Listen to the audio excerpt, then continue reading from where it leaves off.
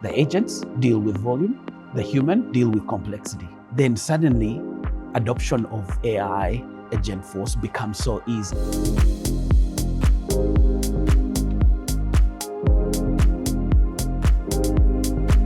Julius, so nice of you to join us today. Thought we'd start off by just understanding a little bit more about you and your role within Eightcap. So if you don't mind just explaining what you do at Eightcap. Eightcap is a global fintech company. We provide trading platform to both retail and institutional clients. And my role is to lead the Salesforce platform. It's our core CRM. So my team and myself look after architecture decisions, day-to-day running of that platform. And for a regulated industry, that is not easy. I bet it's not. I mean, the most heavily regulated industry. And I think, what are some of the biggest challenges, compliance, regulatory challenges that you're actually faced with within Eightcap? Because it's always evolving as well, right? 100%. You keep track of everything. Well, to start off with is when you scale rapidly, you outgrow your custom legacy CRMs. And that's what exactly happened to us. We outgrew that. We also realized data was all siloed in different places. And so our different teams, compliance and sales and things like that, were coming from an incomplete picture of who their customers are. So we needed a platform that has that unified profile, and Salesforce really provided that. The other pain point or the pressure that we really had to do was a compliance issue. We needed to have controls, clear controls, access, monitoring on who has access to PII data for our customers. And that is how we came into Salesforce, and we have never looked back. Can you touch on, some of the cultural changes that you've had to work with your leadership on, just trying to get people to think a little bit differently about, governance, risk, privacy, security, because you really have to live it, right? Yeah. Having data governance is existential for us when you need to prove to regulators that you are compliant. So when you look at it from that lens, then it pretty much dictates how you build and what kind of solutions you kind of bring in. Because one, you have, as you said, we need proper, clear access controls on who has access to what, and clearly audited trail of who accessed this information in the first place and where is it going. So that was the journey we kind of took on in terms of data governance. But underlining all that was, what is the foundation with which you're building this? It needs to be a secure foundation. We talk about security, we talk about governance. I mean, for me, that's something that's driven top down. It's about the people and making sure that everyone's, following the same process and understands the importance. So how have you driven that within Eightcap? Fortunately for us, we've gotten a very good buy-in from the exec. And then how we implement some of these solutions are best kind of phased out approaches, whereby you implement a solution, see the benefit, see the return on investment. So you say reduce the volume of cases and escalated cases and things like that.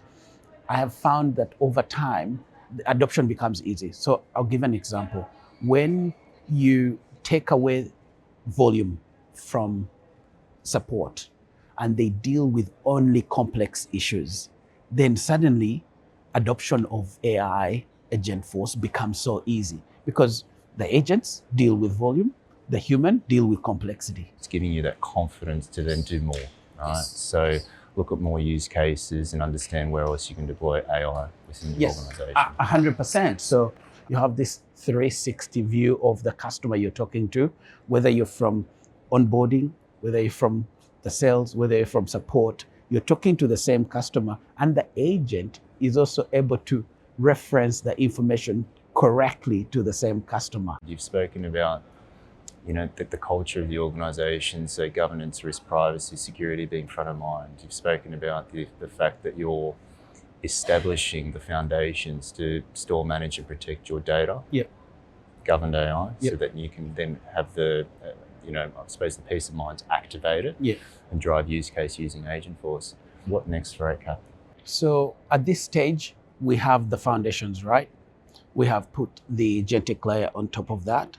What we want to do for the next couple of months, again, in line with what our objectives are for the business, is observability of these kind of agents. How are they functioning? How can we improve their efficiency? What are the escalation rates? What are the deflection rates that we're having? How do people even increase efficiency using these agents? That's more of our internal team. One of the things that we have realized as a result of that approach has been tool consolidation. So we have about 60% tool consolidation right into Salesforce. So when we got rid of all these other small little tools, now we have about 2 that are helping us, and we know where to troubleshoot. It's not only helpful for my team, but it's also helpful for the end users to know this is the only place we need to find information from. So for us, that while it reduces all these mundane tasks, it helps us to deal with the more complex issues, and return on investment is therefore It higher. also creates the platform for you to build, test, develop, deploy in a governed way, right? So it gives you that assurance.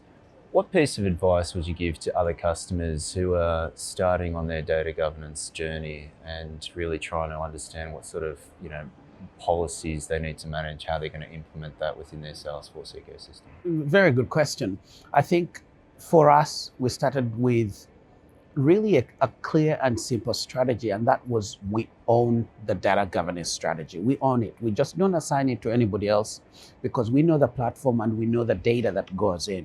We do collaborate with them in terms of what are the policies that manage or sit in this strategy. But I think the first step is to own it. You have to make a clear, conscious decision to own that strategy. And then the other thing that we found very helpful was have a phased out approach of how you build certain things. So build one thing, test it out, see that there's adoption of it, see that it's returning, value in terms of what you're trying to fix, and then move on to the next. You can't really do all in one go. And maybe the other thing finally would be involve the team, involve the Salesforce team. We clearly understood Salesforce team has resources that they can avail to us that understand the product. And we do understand our problem. So if we share with them our problem, they know the product and how that can solve. So over time, and that relationship has evolved, and we have gotten skilled in how the product works and been able to see that there is return on investment because we've been able to solve our problem in the first place. So that's where I would start. Wonderful. So just to reinforce some of those points, own the strategy, Yep. own the governance strategy from within. Yep. Driving it top down culturally is key. Yep. Work with your Salesforce team and really collaborate closely. That's right. So really appreciate you sharing with us and look forward to working with you. Thank you, Andrew. Pleasure.